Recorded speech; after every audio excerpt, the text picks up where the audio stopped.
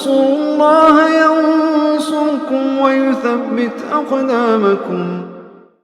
Kalau ada orang yang mengatakan sifat-sifat Allah tidak ada, kemudian kita memberikan udzur kepada mereka, tentunya setelah difahamkan, dijelaskan, disampaikan hujjah tentang nama-nama dan sifat-sifat Allah Subhanahu wa taala. Itu yang dikafirkan oleh para ulama. Tokoh-tokohnya dulu.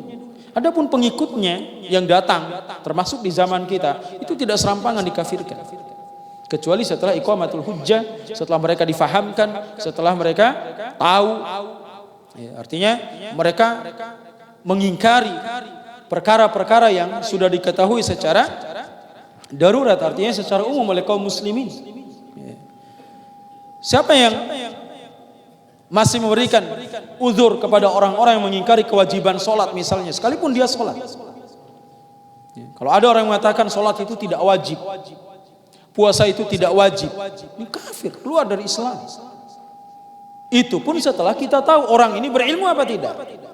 Makanya uzur bil jahal itu adalah uzur yang paling utama dalam bab takfir. Tidak sembarangan. Enggak setiap orang yang melakukan atau yang mengucapkan kekufuran kemudian kita hukumi kafir. Artinya individunya, ini sering kita ulang-ulang. Karena tudingan terhadap dakwah salaf, manhaj salaf suka mengkafirkan, itu sangat bertentangan dengan kenyataan. Karena tidak ada satupun.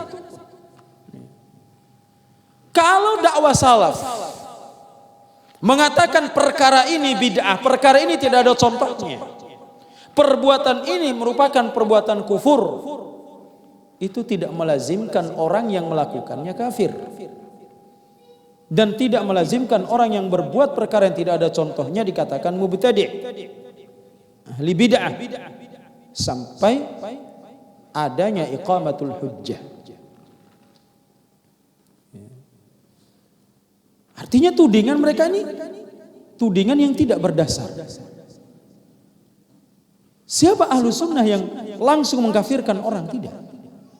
Tapi kalau perbuatannya, ini hukum Allah Azza wa Jalla. Nyembah kubur, kafir apa enggak? Kafir perbuatannya. Ini perbuatan kufur. Tapi berkaitan dengan pelakunya, tidak ada yang serampangan dalam mengkafirkan. Bisa saja orang ini dalam kondisi jahil, belum sampai kepadanya hukum tentang masalah ini, belum sampai hujjah,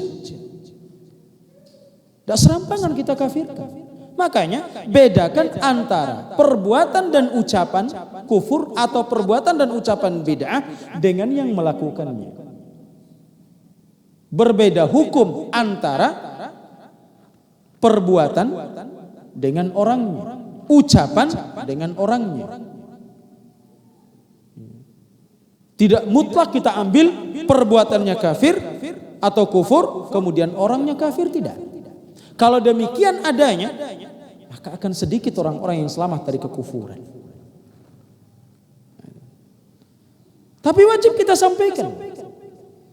Sekarang ini kan banyak yang menyampaikan lakum dinukum waliyadin. Iya, benar.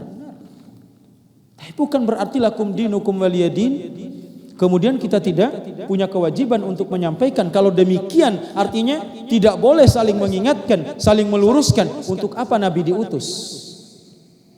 Untuk apa Al-Quran, kitab petunjuk bagi kita diturunkan? Kalau ada yang mengatakan setiap orang itu ingin melakukan kebaikan dengan cara mereka, terus faedahnya Al-Quran diturunkan untuk apa? Faedah dari Nabi dan Rasul itu diutus untuk apa? Al-Quran diturunkan ini sebagai apa? Takaran dalam kita berbuat dan berucap. Demikian juga Nabi SAW diutus agar kita tidak melakukan dalam ritual agama ini yang tidak ada contoh baik dari Al-Quran maupun sunnah Nabi SAW.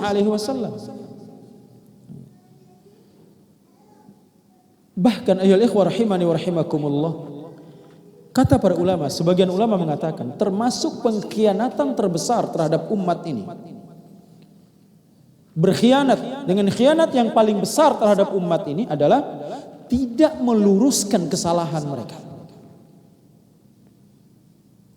Kita diam dari ketika kita melihat bahwasanya orang ini melakukan penyimpangan. Orang ini salah jalan dalam beragama ini. Ketika kita diam dan tidak mau menyampaikannya, tidak mau mengkritisi saudara kita yang keliru, ini pada dasarnya kita sedang berkhianat kepada saudara kita. Jangan disalahfahami ketika ada orang yang mengingatkan kita. Orang yang mengingatkan kita, meluruskan kesalahan kita. Pada hakikatnya mereka menginginkan kebaikan untuk kita. Sebagai penerapan dari hadis Nabi sallallahu alaihi wasallam. La yu'minu ahadukum hatta yuhibba li akhihi ma yuhibbu li nafsi. Kita senang diri kita berada di atas al-haq. Kita juga harus senang saudara kita berada di atas al-haq. Kita senang berada di atas petunjuk, memahami Al-Quran dan Sunnah sesuai dengan pemahaman para sahabat, para salaf.